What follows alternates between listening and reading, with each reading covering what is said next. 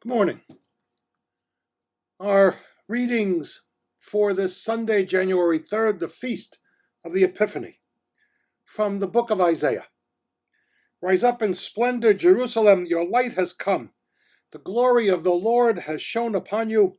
See, darkness covers the earth, and thick clouds cover the peoples. But upon you the Lord shines, and over you appears his glory.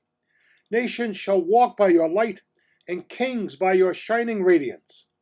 Raise your eyes and look about. They all gather and come to you.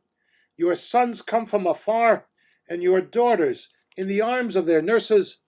Then you shall be radiant at what you see. Your heart shall throb and overflow, for the riches of the sea shall be emptied out before you. The wealth of nations shall be brought to you. Caravans of camels shall fill you.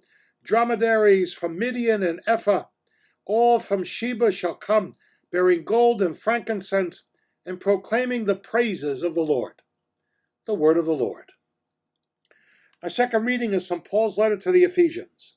Brothers and sisters, you have heard of the stewardship of God's grace that was given to me for your benefit, namely, that the mystery was made known to me by revelation. It was not made known to people in other generations, and it has now been revealed to his holy apostles and prophets by the Spirit, that the Gentiles are co-heirs, members of the same body, and co-partners in the promise of Christ Jesus through the gospel. The word of the Lord. The Lord be with you. A reading from the Holy Gospel according to Matthew. When Jesus was born in Bethlehem of Judea, in the days of King Herod, behold, Magi from the east arrived in Jerusalem, saying, Where is the newborn King of the Jews? We saw his star at its rising, and have come to do him homage. When King Herod heard this, he was greatly troubled, and all Jerusalem with him. Assembling all the chief priests and the scribes of the people, he inquired of them where the Christ was to be born. They said, In Bethlehem of Judea, for thus it has been written through the prophet, And you, Bethlehem, land of Judah, are by no means least among the rulers of Judah, since from you shall come a ruler who is to shepherd my people Israel. Then Herod called the Magi secretly and ascertained from them the time of the star's appearance. He sent them to Bethlehem and said, Go and search diligently for the child. When you have found him, bring me word, that I too may go and do him homage. After their audience with the king, they set out. And behold, the star that they had seen at its rising preceded them until it came and stopped over the place where the child was. They were overjoyed at seeing the star, and on entering the house they saw the child with Mary his mother. They prostrated themselves and did him homage. Then they opened their treasures and offered him gifts of gold, frankincense, and myrrh. And having been warned in a dream not to return to Herod, they departed for their country by another way. The Gospel of the Lord. The wise men were pagan astrologers. They read the stars, and that's what astrologers do, by the way. And they read in the stars that the Messiah would be born. They followed a star at its rising because they believed that a God was trying to announce something through this particular star, and it's one that they had never seen before. When they finally arrived at the place where Mary, Joseph, and Jesus were staying, they fell down in worship because they believed they were in the presence of the Messiah.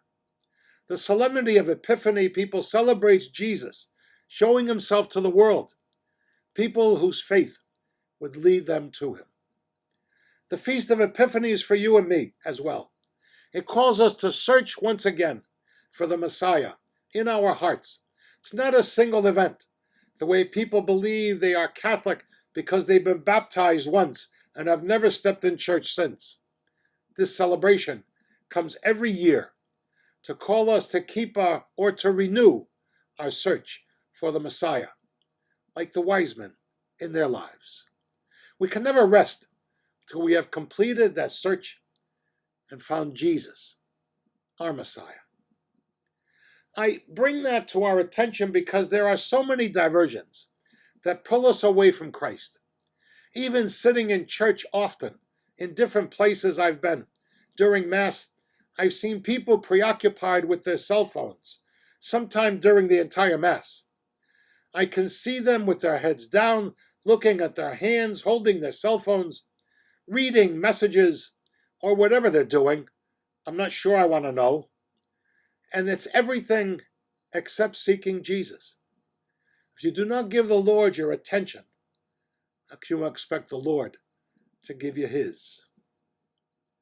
I have seen people never go to church in their lives until there's a problem or a catastrophe, and all of a sudden they pray to God.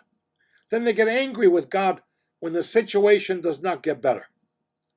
They're angry with the church when they're not accepted as sponsors for baptism or confirmation because they have no church to verify their membership.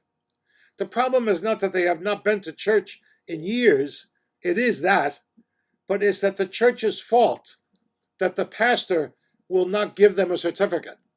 Not their fault for not going to church. But my parents belong to this church, is what many pastors hear all the time. People pray daily. I see them all the time. They're in church not just on Sundays, but oftentimes at weekday masses, every day. Jesus is with them. No matter what they're going through, the ups and downs of their lives. Jesus calls us to be present before him, not just in Bethlehem, but in the many places of our everyday lives, in our family homes, in our workplaces, in our neighborhoods, in our churches. Jesus is present when all is well in our lives, or like this past year, when we're hurting or depressed or struggling. You'll never find Jesus on your cell phones.